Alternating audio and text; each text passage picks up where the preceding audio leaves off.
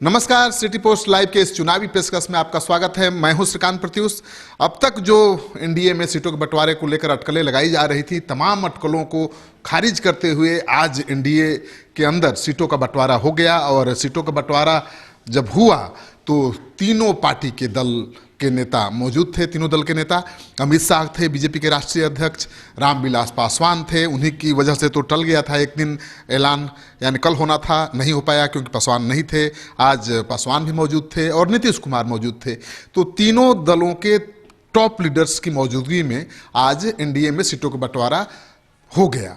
17 सीटों पर BJP JDU का चुनाव लड़ना तय हुआ है, जैसा कि पहले ही हम आपको बता चुके हैं ऐलान होने के पहले ही।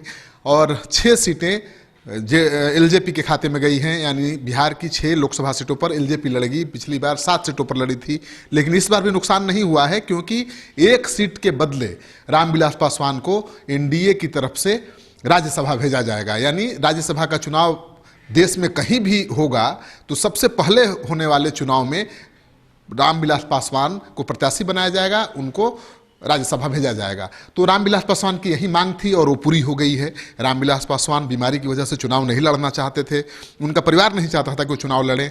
हाजीपुर से हमेशा चुनाव लड़ते रहे, जीतते भी रहे हैं, लेकिन इस बार राज्यसभा जाने की इच्छा थी, वो पूरी कर दी है बीजेपी ने। और नीतीश कुमार ने कहा कि बीजेपी को बहुत बहुत धन्यवाद देते हैं क्योंकि उन्होंने रामविलास पासवान के सम्मान का पूरा ख्याल रखा।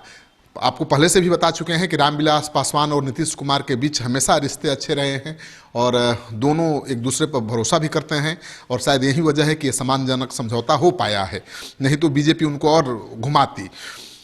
तो ये खबर हो गई कि सीटों का बंटवारा तय हो गया है कि 17 सीटों पर बीजेपी जेडीयू लड़ेगी और 6 सीटें एलजेपी के खाते में गई हैं और राज्यसभा की 1 सीट पासवान को मिली है। ये बड़ी खबर है। और पहले हम ये भी बता चुके हैं आपको कि कितनी सीटों पर सहमति बन गई है। 17 सीट पर लड़ना है बीजेपी जेडीयू को। 6 सीटें रामविलास पासवान के कोटे में गई हैं, लेकिन बहुत ऐसी सीटें हैं जो एक दूसरे की सीट से अदला बदली होना है। यानी जेडीयू की सीटें बीजेपी के खाते में जाएंगी और बीजेपी की सीटें जेडीयू के खाते में जाएंगी। एलजेपी को भी कुछ सीट छोड़ना पड़ेगा, सिटिंग सीट। तो सीटों पर बातचीत चल रही है और अब तक जो खबर आ रही है कि 12 सीटों पर बात तय हो गई है कि कौन लड़ेगा चुनाव। उसकी सूची पहले एपिसोड में हम दे चुके हैं कि कौन कहाँ कहाँ चुनाव लड़ेगा। जेडीयू, बीजेपी और एलजेपी के सीट कौन कौन से हैं जहाँ पर वो चुनाव लड़ेगी। तो अब 5 सीटों पर पेंच फंसा हुआ है और नीतीश कुमार ने कहा कि वो हम सुलझा लेंगे आपस में बैठकर, क्योंकि हमको चुनाव जीतना है। नीतीश कुमार ने कहा कि अमित शाह जी ने अभी कहा है कि 2014 के लोकसभा चुनाव के नतीजे को दोहराएंगे बिहार में नीतीश कुमार रामविलास पासवान के नेतृत्व में। वहीं मैं कहता हूं, यानी नीतीश कुमार ने कहा कि 2014 नहीं, 2009 के लोकसभा चुनाव के परिणाम को एनडीए बिहार में दोहराएगा।